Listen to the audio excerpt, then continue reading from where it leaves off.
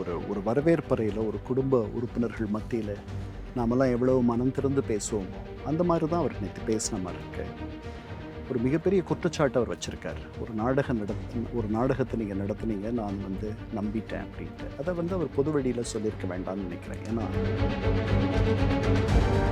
அடுக்குமொழியில் பேசுறது அப்படின்றது தமிழகத்தில் அது தொடங்கினது திராவிட இயக்கங்கள். கூலி உயர்வு கேட்டான், குண்டடிப்பட்டு செத்தான் அப்படின்ட்டு சொல்றது, தாலி இங்கே தங்கம் எங்கே, பானை இங்கே படியரிசி எங்கேன்ட்டு காங்கிரஸ்காரர்கள் கேட்டது, வடக்கு வாழ்கிறது தெற்கு தேய்கிறது, இப்படி அடுக்குமொழி. குளத்தூரில் அடுக்குமொழியில் உங்களுக்கு கோவுக்கு போடணும், அதனால் அந்த மாதிரி ஏதோ. அதனால தான் சொன்னேன் நான், அது சினிமாத்தனமாக இருக்கு. விஜய் அவர்களுடைய பேச்சை வச்சு கேட்குறேன் சார். இடைத்தேர்தல் முடிவு எப்படிப்பட்டதாக இருக்கும்? ஏன்னா இந்த 2 மாதங்களில் விஜய் ஆட்சியை பொறுத்து அந்த முடிவு இருக்குமா? அப்படி இல்லைன்னா காலங்காலமாக ஒரு நியதி ஒன்று இருக்குது, ஆளும் கட்சி தான் இடைத்தேர்தலில் ஜெயிப்பாங்க அப்படின்னு, அதன் மூலமாக தாவேகா வெற்றி பெற மாதிரி இருக்குமா? பெரும்பாலான இடங்களில் தாவேகா வெற்றியை தான் நான் எதிர்பார்க்கிறேன். தமிழர்கள் தலை குனிவு அடையும்படி தான் பல அரசியல் கட்சியினுடைய தலைவர்களுடைய நடவடிக்கையும் அவர்களுடைய செயலும் இருந்துச்சு. இல்லை, அவரை பொறுத்த வரைக்கும் அவர் ஒரு வசீகர ஆளுமை. அந்த வகையில் அவர் ஜெயலலிதா அம்மையாரையும் எம்ஜிஆரையும் சார்ந்தவர். ஆனால் அவர்களுக்கு இருந்த சில கட்டுப்பாடுகளும் தடைகளும் இவருக்கு இல்லை.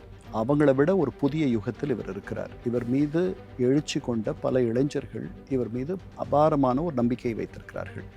இவருடைய ஆதரவு தளம் எல்லாத்தையும் கடந்திருக்கு. அவர்கள் எவ்வளவு மெனக்கெட்டார்களோ அதெல்லாம் அவர் பண்ண வேண்டிய அவசியம் இல்லை. 9 மாதத்தில் NT ராமாராவ் ஆட்சிக்கு வந்தார். அது ஒரு பெரிய அதிசயமாக இருந்தது. அதற்கு பல காரணங்கள் இருந்துச்சு. ஆனால் கட்சி தொடங்கிய 2.25 ஆண்டுகளில் ஒரு கட்டமைப்பு இல்லாமல், பெரிய திட்டமிடல் இல்லாமல், கட்சிக்கென்று செய்தியேடுகள் இல்லாமல், கட்சிக்கென்று தொலைக்காட்சி இல்லாமல், கட்சிக்கென்று மிகப்பெரிய பரப்புரை இல்லாமல், கட்சிக்கென்று வேட்பாளர்களே இல்லாமல் இவ்வளவு பெரிய ஒரு மகோனத வெற்றியை மக்கள் தந்திருக்கிறார்கள்னா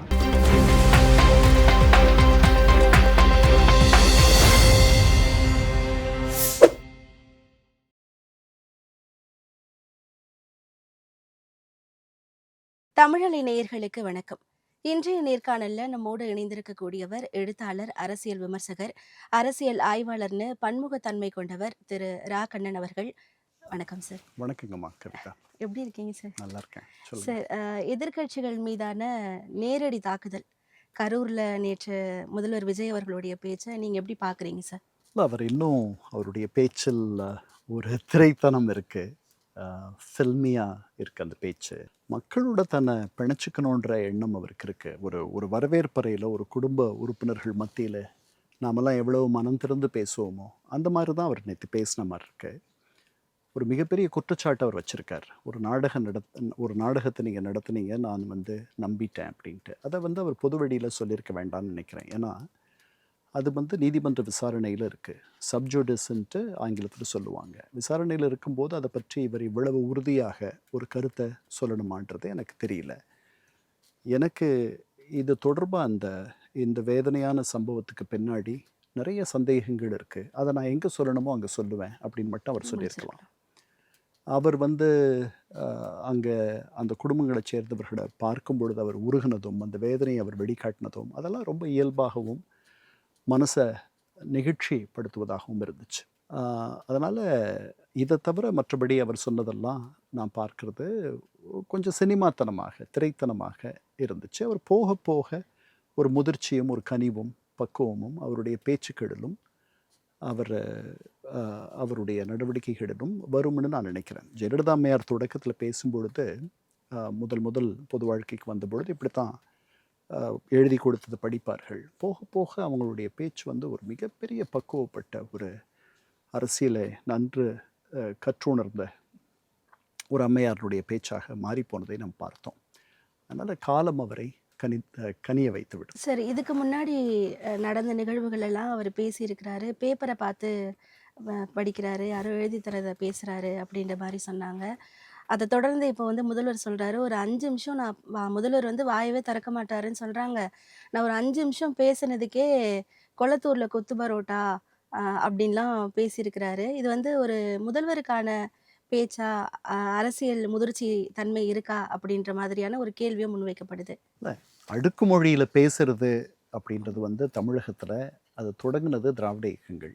என்ன ஆம், கூலி உயர்வு கேட்டான், குண்டடிப்பட்டு செத்தான் அப்படின்ட்டு சொல்கிறது. அதனால் தாலி இங்கே தங்கம் எங்கே அப்படின்னு சொல்கிறது. அதுக்கப்புறம் பானை இங்கே படியரிசி எங்கேன்ட்டு காங்கிரஸ்காரர்கள் கேட்டது. அதுக்கப்புறம் வடக்கு வாழ்கிறது தெற்கு தேய்கிறது, எப்படி அடுக்குமொழி அடுக்குமொழிகளை வந்து கொண்டு வர்றது அப்படின்றது. இப்போ குளத்தூரில் அடுக்குமொழியில் உங்களுக்கு கோவுக்கு போடணும். அதனால் அந்த மாதிரி ஏதோ அதனால தான் சொன்னேன் நான், அது வந்து சினிமாத்தனமாக இருக்குது அவர் பேசுவது என்பது. அது போக போக அது மாறும். இன்னும் வந்து ஒரு ஒரு பெரிய ஒரு முதிர்ச்சி அவரிடத்தில் வரும்னு நான் நினைக்கிறேன். அவர் வந்து பார்த்து படிக்கிறது அப்படின்றது கொஞ்சம் குறைஞ்சிருக்கிறது தெரியுது. அவர் முன்ன தானா விட இந்த வாட்டி. ஆமாம் இயல்பாக பேசுகிறார். அதனால தான் நான் சொன்னேன், குடும்ப உறுப்பினர்கள் மத்தியில் ஒருத்தர் மனம் திறந்து பேசுகிற மாதிரி அவருடைய ஆதரவாளர்கள், அவருடைய ரசிகர்கள், அவருடைய நேயர்கள் மத்தியில் அவருக்கு ஒரு பெரிய ஆதரவு தளம் இருக்குது. அந்த ஆதரவு தளத்துக்கு வந்து போய் சேர்ற மாதிரி அவர் ரொம்ப மனம் விட்டு இதயம் திறந்து பேசுகிறார். அது வந்து வரவேற்க தகுந்தது. அதில் வந்து அதுக்கு இன்னும் கொஞ்சம் பக்குவமாக அவர் பேசுவது என்பது போக போக அந்த முதிர்ச்சி வந்துடும். அவர் வந்து ஒரு பெரிய கலைஞன். அவர் வந்து இதெல்லாம் ரொம்ப எளிதாக பழகிக்குவாருன்னு நான் நினைக்கிறேன். கரூர் வந்து கரூருக்கு முதல்வர் போகவே கூடாதுன்னு சொல்லிட்டு வழக்குகள்லாம் தொடுத்தாங்க. கடைசியில இவங்களுக்கு சாதகமா தான் வந்துச்சு. திமுகவுக்கு எதிர்ப்பா தான் வந்துச்சு. இப்பவும் வழக்கு நடந்துட்டு தான் இருக்கு. அதையும் மீறி எல்லா தடைகளையும் தகர்த்து இவர் போயிருக்காரு. அங்கேயும் போயிட்டு இந்த மாரி அவங்க என்னென்னலாம் பண்ணாங்கன்னு எனக்கு தெரியும். அப்படின்னு சொல்லிட்டு அப்படியே நேரடியா ஓப்பனா பேசுறாரு. இதுக்காக தான் வந்து எதிர்க்கட்சிகளும் சரி, மற்ற கட்சிகளும் சரி, இவர் வந்து போகக்கூடாதுன்னு வழக்கு தொடுத்தாங்களோ? ஏன்னா சிபிஐல வழக்கு இருக்கும்போது இப்படி பேசுனா, அந்த வழக்க வந்து நீர்த்து போக செய்யுமா? இல்லை, அதுதான் நான் முதல்லே சொன்னேன். இது சப்ஜுடிஸ். அது தொடர்பாக அவர் வந்து நேற்று அங்கே சொன்ன தகவல்களை அவர் எங்கே சொல்லணுமோ அங்கே சொல்லணும். ம். கரூரில் அவர் அதை பேசியிருக்க வேண்டாம் பொதுவெளியில். எனக்கு இதில் நிறைய ஐயங்கள் இருக்குது. இவ்வளோ உயிர்களை நம்ம பலி கொடுத்துட்டோமே, நம்முடைய சொந்தங்களை இழந்துட்டோமே, நம்ம அண்ணன் தம்பி தங்கை அக்கா அத்தை மாமன் சித்தி சித்தப்பா இப்படி எல்லாரையும் நாம் இவ்வளோ பெரிய ஒரு பேரிழப்பை நம்ம சந்திச்சிட்டோம். இதில் வந்து ஏதோ தவறான ஒரு ஒரு எண்ணம் இருந்துச்சுன்ற மாதிரி நான் நினைக்கிறேன். இதையெல்லாம் வந்து இங்கே பொதுவெளியில் உங்களோட நான் பேச முடியாது. ஆனால் இந்த சந்தேகங்கள் என் மனதில் இருக்குது. எனக்கு பெரிய வேதனையை ஏற்படுத்தி இருக்குன்னு மட்டும் உங்களுக்கு நான் சொல்கிறேன். எங்கே சொல்லணுமோ அங்கே சொல்லுவேன். அந்த விசாரணை இதனுடைய உண்மையை கண்டுபிடிக்கும் அப்படின்னு அவர் சொல்லியிருந்திருக்கணும். கரூருக்கு அவர் போகும் அதை கூட சொன்னார்.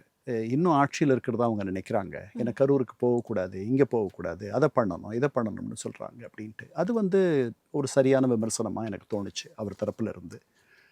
ஆட்சி போயிடுச்சு அப்படின்றத இன்னும் புரிந்து கொள்ளாமல் பழைய ஆட்சியாளர்கள் இருக்கிறாங்கன்றது தான் அவருடைய குற்றச்சாட்டு. அவங்க என்னமோ as though they are in control, அவர்கள் ஆளவில்லை, அவர்கள் கட்டுப்பாட்டில் தமிழகம் இல்லை அப்படின்றத அவங்க இன்னும் முழுமையாக செரிக்கவில்லை அப்படின்ற மாதிரி அவர் சொல்கிறார். கரூருக்கு அவர் போகாமலேயே நேற்று அங்கே பேசிய பேச்சை அவர் எங்கே வேணாலும் இருந்து பேசியிருக்கலாம். சென்னையில் கூட பேசியிருக்கலாம். கரூர் வந்து அதுக்கு மிக நெருக்கமான அணுக்கமான ஒரு இடம். அங்கே தான் நடந்துச்சு. அதனால் அங்கே போகும்பொழுது அது தொடர்பாக அவர் பேச வேண்டியிருக்கு. அது பேசுகிறார். நான் முன்னாடியே சொன்ன மாதிரி நீதிமன்றத்தில் இருக்குது. அதனால் அவர் சொன்ன சில செய்திகளை அங்கே அதை சொல்லியிருக்கணும்னு தான் நான் நினைக்கிறேன். இது வந்து இடைத்தேர்தல் நடக்க போகுது. இடைத்தேர்தலில் வாக்குகளை பெறதுக்காக முதல்வர் விஜய் இதை ஒரு யுக்தியா பயன்படுத்துறாருன்ற மாதிரி ஒரு விமர்சனத்தை முன்வைக்கிறாங்க சார். அது தெரியலைங்கம்மா. இடைத்தேர்தல் முடிவுகளை பார்த்துட்டு தான் நம்ம சொல்ல முடியும். இதில் என்ன யுக்தி இருக்குன்னு எனக்கு தெரியல. அதாவது பழைய ஆட்சியாளர்கள் இதில் தொடர்பு, அவர்களுக்கு இதில் ஒரு தொடர்பு இருக்குது. இது வந்து ஒரு நாடகம், நான் நம்பிட்டேன் இந்த நாடகத்தை அப்படின்லாம் அவர் சொல்கிறார். அது உண்மையா இல்லையான்றது நீதிமன்ற விசாரணையில் தான் தெரிய வரும். அந்த விசாரணை முடிவுகள் வர்றதுக்கு முன்னாடி இடைத்தேர்தல்கள் நடந்து முடிஞ்சிரும்ன்றது தான் நான் நினைக்கிறது. அதனால் இதில் என்ன யுக்தி இருக்க முடியும்? இவர் அவங்கள குறை சொல்கிறதும், இவர் வந்து அந்த இடத்த விட்டு வேகமாக அங்கிருந்து நகர்ந்து விட்டார் அப்படின்னு அவங்க மறுகுற்றச்சாட்டு வைப்பதும், அது வந்து 2 அரசியல் கட்சிகளுக்கு மத்தியில் வைக்கப்படுகின்ற குற்றச்சாட்டாக தான் நான் பார்க்கிறேன். இதில் பெரிய யுக்தி இருப்பதாக நான் எண்ணவில்லை. இப்போ இடைத்தேர்தல்ல முடிவுக்கு அப்புறம் தான் நமக்கு தெரியும் அப்படின்னு சொன்னீங்க. விஜய் அவர்களுடைய பேச்ச வச்சு கேட்கிறேன் சார். இடைத்தேர்தல் முடிவு எப்படிப்பட்டதா இருக்கும்? ஏன்னா, இந்த 2 மாதங்கள்ல விஜய் ஆட்சிய பொறுத்து அந்த முடிவு இருக்குமா? அப்படி இல்லன்னா காலங்காலமா ஒரு நியதி ஒண்ணு இருக்கு. ஆளும் கட்சி தான் இடைத்தேர்தல்ல ஜெயிப்பாங்க அப்படின்னு. அதன் மூலமா தாவேகா வெற்றி பெற மாரி இருக்குமா? பெரும்பாலான இடங்களில் தாவேகா வெற்றியை தான் நான் எதிர்பார்க்கிறேன். இன்னும் சொல்லப்போனால் எல்லா இடங்களிலுமே அவங்க வந்து வெல்றதுக்கான வாய்ப்புகள் இருக்கிறதா நான் நினைக்கிறேன். ஏன்னா, வென்றிருப்பவர்கள் அத்தனை பேரும் இந்த இடங்கள்லாம் காலியா இருக்கே, அந்த இடத்திலிருந்து விலகி இருக்கிறவர்கள் அத்தனை பேருமே அவருக்கு ஆதரவாக அவருடைய கட்சியில சட்டமன்ற உறுப்பினர் ஆகணுன்ற எண்ணத்தில விலகி இருக்கிறதா தான் நான் நினைக்கிறேன். அப்படி இருக்கும் பொழுது, அவங்களுக்குன்ட்டு ஒரு ஆதரவு தளம் கொஞ்சம் இருக்கும். அந்த ஆதரவு தளம் அவர்களுக்கு வாக்களிக்கும். இவர் மீது மக்களுக்கு ஒரு பெரிய ஆதரவு இருக்கு. இவருடைய கருத்தை வலுப்படுத்தணுன்ற எண்ணம் இருக்கு. இவர் ஆட்சிக்கு வந்து 2 மாதம் ஆயிருக்கு. அதனால இது வெகு சீக்கிரம் இன்னும் ஒரு சில மாதங்கள்ல நடக்கும். ஒரு 6 மாதத்துக்கு இவர் ஆட்சிக்கு வந்து 6 மாதத்துக்குள்ள நடக்குதுன்னா, மக்களுடைய அன்பும் ஆதரவும் அவருக்கு அப்படியே இருக்கும்னு தான் நினைக்கிறேன். இவருடைய ஆட்சியில சில இடங்கள்ல மாற்றங்கள் இருப்பதாக நான் படிக்கிறேன். அவரே சொல்றாரு, பல இடங்கள்ல லஞ்சம், லஞ்சம் இல்ல. ஊழலெல்லாம் ஒழிச்சுட்டேன்றாரு. அந்த மாதிரி அது பரவலாகி, அது ஒரு கலாச்சாரமாக தமிழக மக்கள் மத்தியில அது ஊடுருவுச்சு அப்படின்னா, அவர் அவர் நின்று விடுவார் அப்படின்னு தான் நான் நினைக்கிறேன். மக்களுக்கு வந்து ஒரு நேசமான ஒரு ஆட்சியை தரக்கூடிய ஒரு ஆட்சியாக இது இருக்கிறது. மேல்மட்டத்தில் மட்டுமே ஊழல், லஞ்சம் எல்லாம் இருக்குன்ற மாதிரி இருந்துச்சுன்னா, தினசரி வாழ்க்கையில் எளிய தமிழர்கள் பணம் கொடுத்து தான் ஒரு விஷயத்தை சாதிக்கணும் அப்படின்ற மாதிரி இல்லாத ஒரு நிலையை அவர் கொண்டு வந்துட்டார்னா ஒரு மக்கள் வந்து அவரை கடைசி வரைக்கும் போற்றுவார்கள் அப்படின்னு தான் நான் நினைக்கிறேன். லஞ்சம் வந்து குறையுதுன்ற மாரி நானே நெறைய படிக்கிறேன் அப்படின்ற மாதிரி முதல்வர் விஜயும் பேசியிருந்தாரு. உங்ககிட்ட யாராவது லஞ்சம் கேட்டா, "நான் இருக்கேன் அப்படின்னு சொல்லுங்க" அப்படின்னு சொல்லிட்டு ரொம்ப உரிமையா சொல்லியிருந்தாரு. ஒரு அஷ்யூரன்ஸ் ஒண்ணு குடுத்திருந்தாரு. அதே மாரி அரசு அலுவலகங்கள்ல போனா அப்படியே டக்கு டக்குன்னு வேலையெல்லாம் நடக்குது அப்படின்ற மாரி சொன்னாரு. ஒரு 2 மாத ஆட்சி காலத்துல இது எல்லாமே சாத்தியமா? ஒரு தனிநபர மட்டும் மையமா வச்சு இது எல்லாத்தையுமே நடத்தி முடிச்சிட முடியுமா? முடியுமா? அப்படி வரலாறு பல இடங்கள்ல இருக்கு. லீ குவான் யூ சிங்கப்பூர்ல, அதுக்கப்புறம் ஆட்டாடர்க், கெமால் பாஷா துருக்கியில, தனிப்பட்ட மனிதர்கள், தனி ஆளுமைகள் மிகப்பெரிய புரட்சியை உலகத்தில் வரலாற்றில் படைத்திருக்கிறார்கள். ஏப்ரஹாம் லிங்கன், கருப்பின மக்களுக்கு விடுதலை, இதெல்லாம் வந்து அந்த மக்கள் இதற்கெல்லாம் தயாராகாத நேரத்திலேயே இவர்களுடைய ஆளுமையினால வேகமாக நடந்த செயல்கள். அதனால் இன்றைக்கி சிங்கப்பூரினுடைய இவ்வளோ பெரிய சிங்கப்பூராக இருப்பதற்கு காரணம் லீ குவான் யோ அப்படின்ற அவருடைய ஆளுமைத்திறன், அவருடைய தலைமை பண்புகள், அவருடைய தொலைநோக்கு, அதனுடைய வெளிப்பாடு இன்றைக்கி இருக்கிற சிங்கப்பூர். அது மாதிரி ஏன்னா இப்போ சீனர்கள் வந்து நம்ம மாதிரியே வந்து பெரிய தூய்மை விரும்பிகள்லாம் கிடையாது. அவர்கள் ஆசியர்களுக்கும் தூய்மைக்கும் ரொம்ப தொலைவு இருக்க மாதிரி தான் இருக்குது. குறிப்பாக நாம் அப்படி தான் இருக்கோம்.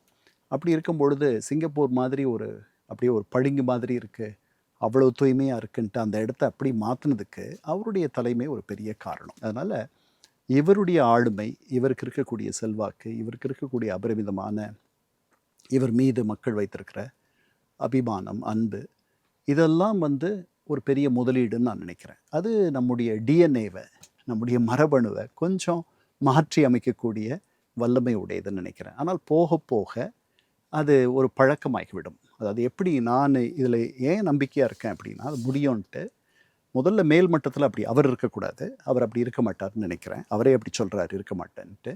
ஒன்று, மேல்மட்டத்தில் எத ராஜா தத பிரஜா, எப்படி அரசனோ அப்படித்தான் மக்கள்.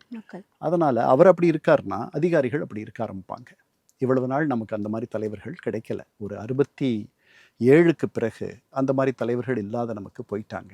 அதனால் இந்த மாதிரி சிக்கல்கள் எல்லாம் வந்து இன்றைக்கி நம்முடைய ரத்தத்தோடு கலந்து போச்சது இந்த கலாச்சாரம், கையூட்டு அப்படின்றது. அதனால் அது முடியும்னு நான் நினைக்கிறேன். அதுக்கு வந்து நிறைய வழிகளும் இருக்குது. மனிதர்களை சந்திக்காமல் செய்வது ஒரு வழி, எல்லாத்தையும் கணினிமயப்படுத்துவது, மின்னணு மூலமாக செய்வது, இதையெல்லாம் ஒரு காலத்தில் தெருவில் எல்லாரும் சாதாரணமாக புகைப்பிடிப்பார்கள். அதெல்லாம் பெருமளவு குறைஞ்சிருச்சே. அதெல்லாம் மாற்ற முடியும்னு நான் நினைக்கவே இல்லை. அது மாற்றிட்டோம். அதே மாதிரி பாஸ்போர்ட் முன்னாடி வாங்க போனோம்னா தரகர்கள் இருப்பார்கள். அவர்கள் உங்களுக்கு வந்து நேரம் வாங்கி தருவாங்க, பாஸ்போர்ட்டை வாங்கி தருவாங்க, எல்லாம் பண்ணுவாங்க. இப்போ எதுவுமே அப்படிலாம் ஒன்றுமே கிடையாது. அந்த மாதிரி பல இடங்களில் நீங்கள் மாற்றங்களை கொண்டு வரலாம். அதற்கு ஒரு மனம் வேணும், அதற்குன்னு கொஞ்சம் மெனக்கெடணும். அதை இவர்கள் பண்ணுவார்கள்னு நான் நினைக்கிறேன். ₹1 கூட அரசு பணத்துலேருந்து நாங்கள் எடுக்க மாட்டோம், ஊழல் இல்லாத அமைச்சரவையாக இது இருக்கும் அப்படின்னு சொல்லிட்டு சொல்லியிருந்தாங்க. இப்போ வந்து தீர்ந்து போன கட்சி, தீய கட்சி அப்படின்னு சொல்லிட்டு முதல்வர் விஜய் வந்து குறிப்பிட்டு பேசுகிறாரு. அந்த கட்சிகளில் இருக்கிறவமே இங்கே வந்து சேர்றாங்க. அப்படி இருக்கும்போது ஊழல் இல்லாதது சாத்தியமா? ஏன்னா நிறைய பேர் மேலே வழக்குகள் இருக்குது, ஒவ்வொருத்தர் மேலேயும் வழக்குகள் இருக்குது, அதெல்லாமே எடுப்போம் அப்படின்னு சொல்கிறாங்க. இப்போ நீங்கள் சொல்லியிருக்கிற இந்த காட்சி வந்து இது இந்திய ஆசிய அரசியலில் இருக்கக்கூடிய $1 trillion புதிர். நீங்கள் உயர் அரசியலை கை கொள்ளணும், அதை நீங்கள் நடத்தணும் அப்படின்னு நினைக்கிற இடத்துல இருந்தாலும் கூட அந்த மாதிரி மக்கள் முழுமையாக இல்லை. அதனால் இது ஒரு புதிய கட்சி. இந்த கட்சி 2.5 வருஷம் தான் இருக்குது. இதுக்கு பலமான கட்டமைப்பு இல்லை. இப்போ வருகிறவர்கள் அவர்கள் ஏற்கனவே அமைச்சர்களாக இருந்தவர்கள், ஜெயலலிதா அம்மையார் இடத்தில் தேர்ச்சி பெற்றவர்கள், பயிற்சி பெற்றவர்கள். திராவிட முன்னேற்றக் கழகமே அந்த மாதிரி அவங்களுடைய அமைச்சரவையில் 4ல் 1 பங்கு அங்கேருந்து வந்தவர்களை வச்சு தான் நடத்துச்சு. இதெல்லாம் பார்க்கும் பொழுது நான் நினைக்கிறேன் 2 விதமான முதல்வர்கள் இருக்கிறார்கள் விஜய் இடத்துலையே. ஒரு முதல்வர் வந்து உயர் அரசியலை கை கொள்ளணும்னு நினைக்கிறார். அவருடைய பேச்சு தான் நம்ம பார்த்தோம் நேற்று கரூரில், நேற்றா முந்தா நாளோ. இன்னொரு விஜய் வந்து நடைமுறை அரசியலுக்கு அவரை இழுக்கக்கூடிய, இதுதான் இந்த நாட்டினுடைய போக்கு, இதுதான் இந்த நாட்டினுடைய தலைவிதி, இப்படி இறங்கி பதில் சொன்னால் தான் அவங்களுக்கு புரியும், இப்படி இறங்கி நம்ம வேலை பார்த்தா தான் அவங்கள எதிர்கொள்ள முடியும், நம்ம நிற்க முடியும், வரும் இடைத்தேர்தல்களை சந்திக்க முடியும். ஒரு தேர்தலை வந்து எந்த விதமான ஏற்பாடும் இல்லாமல் தயாரிப்பும் இல்லாமல் சமாளிச்சிட்டோம். அந்த மாதிரி எல்லா நேரமும் முடியாது. அதனால் நாமும் வந்து சில பழைய அஸ்திரங்களை தூசு தட்டி தொடச்சி வச்சுக்கணும் அப்படின்ற மாதிரி ஒரு எண்ணம் இருக்கலாம். அப்படிப்பட்டவர்கள் பெருமளவு தவேகாவில் இருப்பதாக நான் எண்ணுகிறேன். உயர் அரசியலை கையில் எடுக்கணும்னு நினைக்கிறவங்க ரொம்ப சொற்பமாக இருப்பாங்க. அவங்கெல்லாம் வந்து தியரட்டிஷன் ஆகிடுவாங்க. அவங்களுடைய தியரியை வந்து கருத்தியலை நீங்கள் வந்து நடைமுறைப்படுத்த முடியாது. மார்க்ஸு, அது வந்து மார்க்சியம் என்பது அவர் வந்து எழுதி வைத்த ஒரு கருத்தியல். அதை ஒரு அளவுக்கு நடைமுறைப்படுத்தியது லெனின். அதை முழுமையாக நடைமுறைப்படுத்த முடியாது. அது அப்படி அதனால தான் மார்க்சியம் பல இடங்களில் அது பழைய கதையாக்கி விட்டது. அதனால் இந்த மாதிரி ஒரு இக்கட்டில் அவர் இருக்கிறதா நான் நினைக்கிறேன். இது மாதிரி தொடர்ந்து அவர் இருப்பாருன்னு தான் நான் நினைக்கிறேன். தீய சக்தியும் தீர்ந்து போன கட்சியும் கூட்டு களவாணிங்க இல்லைன்னு நிரூபிக்க முடியுமா அப்படின்னு சொல்லிட்டு ஒரு கேள்வியை வந்து முன்வைக்கிறாரு. எதிர்கட்சிகள் எப்படி கையாளுவாங்க சார்? ஏன்னா இது வந்து எல்லாரும், அதாவது இந்த மே 4 தேர்தல் முடிவுகள் வந்த பிறகு தமிழர்கள் தலைகுனிவு அடையும்படி தான் பல அரசியல் கட்சியினுடைய தலைவர்களுடைய நடவடிக்கையும் அவர்களுடைய செயலும் இருந்துச்சு. இதெல்லாம் வெளியில் வந்திருக்கு. இன்னைக்கு பொது வெளியில் 2 தோற்ற கட்சிகள் ஒன்றை ஒன்று தாங்கி இவரை ஆட்சிக்கு வரவிடாமல் தடுத்தார்கள், அதற்கான முயற்சிகள் நடந்தன அப்படின்ட்டு அவங்களோட இருந்தவர்களே வந்து ஒப்புதல் வாக்குமூலம் தருவதையும் நாம் பார்க்குறோம். அது அவர் மனசில் ஆழமாக பட்டிருக்கு. அதனால் அவர் அதை சொல்கிறார். இவர்கள் என்ன அதுக்கு எதிர்வினை ஆற்றப் போகிறார்கள்? அவங்க இந்த 2 கட்சியினுடைய தலைவர்களும் இது வரைக்கும் இது தொடர்பாக பேசுவதே கிடையாது. அதனால் அவர்கள் என்ன நினைக்கிறாங்க, அவர்கள், நான் நினைக்கிறேன் அவர்கள் அதுக்கு என்ன பதில் சொல்ல முடியும்னு தெரியல. அவர்கள் அதை மறுக்க முடியுமா தெரியல.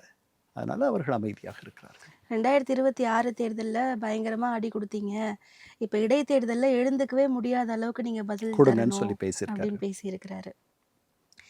ஒரு பக்கம் இந்த மாதிரியான இடைத்தேர்தல் ரிலேட்டடாக போனாலும், இன்னொரு பக்கம் கரூர் நியமன ஆணைகள் பாதிக்கப்பட்டவங்களுக்கு வழங்கினதுக்கு நிறைய எதிர்ப்புகள் சார்.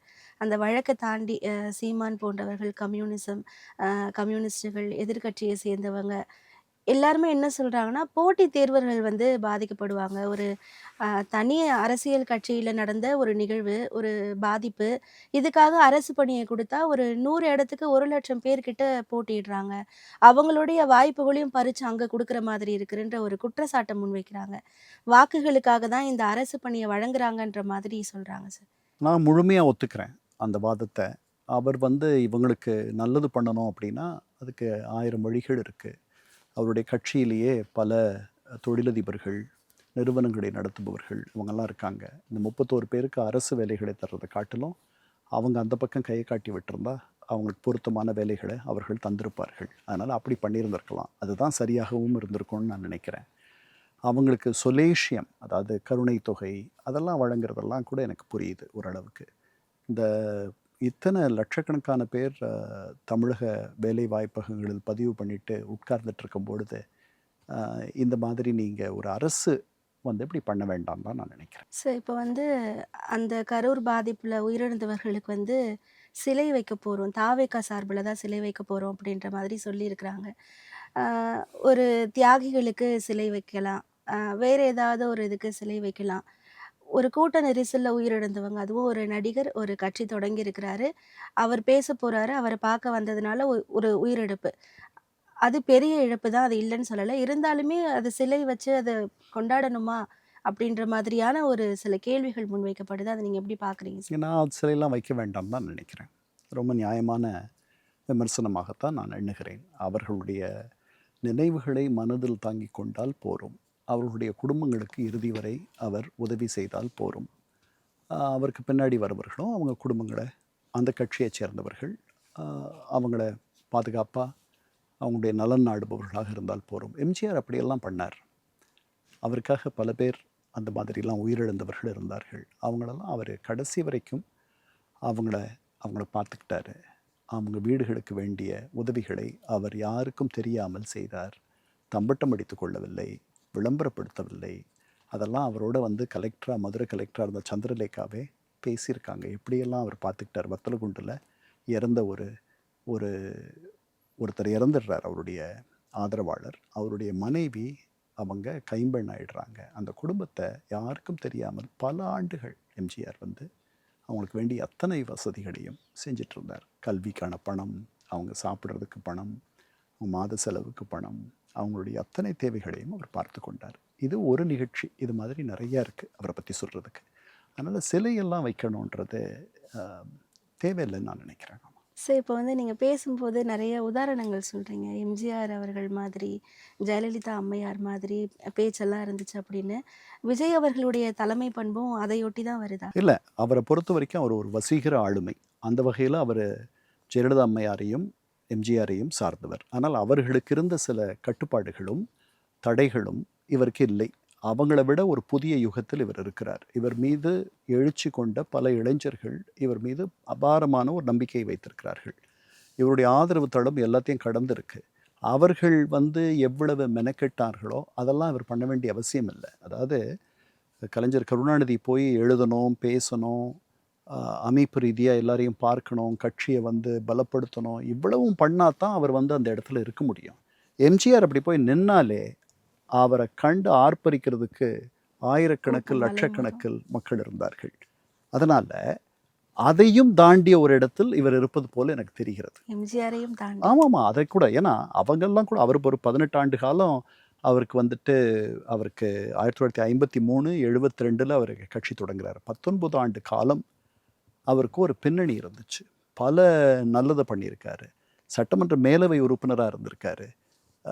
கட்சிக்காக ஒவ்வொரு தேர்தலையும் போய் பரப்புரை பண்ணியிருக்காரு. பொது பணிகளில் தன்னை ஈடுபடுத்திக்கிட்டாரு. நடிகர் சங்கத்தில் தான் வந்து ஒரு பெரிய பொறுப்பில் அதை எடுத்து அந்த சங்கத்தை வந்து வளர்த்ததில் எம்ஜிஆருக்கு பெரிய பங்கு உண்டு. இப்படி எல்லா வகையிலும் அவர் பொது வாழ்க்கையில் ஒரு 19 ஆண்டு காலம் அவர் பயணித்தார். அவருக்கு மிகப்பெரிய தலைவர்களுடைய பழக்க வழக்கமெல்லாம் அதுக்கு முன்னாடியே வந்துருச்சு. அந்த அறிமுகம் இதெல்லாமே நடந்துச்சு. அப்புறம் அவர் வந்து பேரறிஞர் அண்ணாவினுடைய நிழலில் இருந்து அப்படியே மேலே வரவர். இப்படி எதுவுமே இல்லாத, பின்னணி எதுவும் இல்லாமல் முன்னணிக்கு வந்திருக்கக்கூடிய ஒரு மிகப்பெரிய வசீகர ஆளுமை அவர். 9 மாதத்தில் என்டி ராமாராவ் ஆட்சிக்கு வந்தார். அது ஒரு பெரிய அதிசயமாக இருந்தது. அதற்கு பல காரணங்கள் இருந்துச்சு. ஆனால் கட்சி தொடங்கிய 2.25 ஆண்டுகளில் ஒரு கட்டமைப்பு இல்லாமல், பெரிய திட்டமிடல் இல்லாமல், கட்சிக்கென்று செய்தியேடுகள் இல்லாமல், கட்சிக்கென்று தொலைக்காட்சி இல்லாமல், கட்சிக்கென்று மிகப்பெரிய பரப்புரை இல்லாமல், கட்சிக்கென்று வேட்பாளர்களே இல்லாமல் இவ்வளவு பெரிய ஒரு மகோனத வெற்றியை மக்கள் தந்திருக்கிறார்கள்னா அப்போது இது வந்து வேறு ஒரு காலம். இது எம்ஜிஆர் காலம் அல்ல, இது ஜெயலலிதா அம்மையார் காலம் அல்ல, இது வேறொரு காலம். இந்த காலத்தை அவர் தனக்கு இந்த காலத்தினுடைய நாயகன் அவர். அப்படித்தான் எனக்கு தோணுது. கண்டிப்பாக சார். இறுதியாக ஒரு கேள்வி சார். பத்திரிகையாளர்களை சந்திக்கவே மாட்றாரு அப்படின்ற மாதிரி முன்வைக்கிறாங்க. அதுக்கேற்ற மாதிரியே நேற்றைய நிகழ்வும் இருந்துச்சு. முதல்ல அனுமதி சீட்டு கொடுத்துருக்குறாங்க. ஆனால் அதுக்கப்புறமா பாதுகாப்பு காரணமாக பத்திரிகையாளர்களுக்கு அனுமதி இல்லை அப்படின்னு சொல்லிட்டாங்களாம். பாதுகாப்பு இல்லாத அளவுக்கு அங்கே என்ன இருந்தது? ஏன் பத்திரிகையாளர்களை முதல்வர் விஜய் வந்து அனுமதிக்க மாட்றாருன்னு பத்திரிகையாளர்களே கேள்விகளை முன்வைக்கிறாங்க. என்ன காரணம் சார்? எனக்கு காரணம் தெரியல. இப்படி இருக்க வேண்டான்னு மட்டும் தெரியுது. ஒரு வெளிப்படைத்தன்மை இருக்கலாம். இதழாளர்களை, ஊடகவியலாளர்களை சந்திப்பதில் ஒரு தயக்கம் தேவையில்லை. அவர்கள் வந்து 4வது தூண் ஜனநாயகத்திற்கு. அவர்களுடைய அன்பும் ஆதரவும் தோழமையும் கண்டிப்பாக ஆளும் கட்சிக்கு தேவை. அவர்கள் வந்து அவர்களுடைய பணியை செய்யணும். அதை வந்து அவர்கள் செம்மையாக செய்யணும், ப்ரொஃபஷ்னலாக செய்யணும். இவங்க அதுக்கு இடம் தரணும். முதல்வர் பேச வேண்டும் என்ற எண்ணம் எனக்கும் இருக்கிறது. முக்கியமான தருணங்களில் அவர் பேச வேண்டும், தன்னுடைய கருத்தை சொல்ல வேண்டும் அப்படின்ட்டு. இந்த மாதிரி சில நேரங்களில் மட்டும்தான் அவர் மனம் திறந்து பேசுகிறார். மற்ற நேரத்தில் அவர் வந்து ஒருவேளை அது ஒரு யுக்தியோ என்னவோ தெரியல, எதிர்க்கட்சிகளை தவிக்க விடுறது என்ன, அவர்கள் வாடட்டும் அப்படின்ட்டு நினைக்கிறது, அவர் மனசில் என்ன இருக்குன்னு தெரியாத ஒரு ஒரு பூடகமாகவே எல்லாம் வைத்திருப்பது. சில முக்கிய சிக்கல்களில், முக்கிய பிரச்சனைகளில் அவர் வந்து பேசணும். அவருடைய அரசு என்ன பண்ண யோசிக்குதுன்றது நம்ம எல்லாருக்கும் தெரியணும்னு நினைக்கிறேன். பரந்தூர் ஃபார் இன்ஸ்டன்ஸ் என்ன முடிவு எடுக்க போகிறாங்க, அதுக்கு அது வேண்டான்னா வேறு மாற்று ஏற்பாடுகளை எவ்வளவு சீக்கிரம் பண்ண போகிறாங்க. இன்னொரு விமான நிலையம் இல்லாமல் தமிழகம் அடுத்த கட்ட உயர்வை எட்டவே முடியாது. அதனால் அந்த மாதிரி இடங்களில் வந்து அவங்க என்ன செய்கிறாங்கன்றது நமக்கு போதுமான அளவு புரியலை. அந்த காரணங்களால் அந்த விமர்சனம் வந்து ஒரு முறையான விமர்சனம்னு தான் நான் நினைக்கிறேன். நன்றி சார். நிறைய தகவல்களை எங்கள் கூட பகிர்ந்துக்கிட்டீங்க. தொடர்ந்து அடுத்தடுத்த நேர்காணலில் பேசலாம் சார். நன்றி சார்.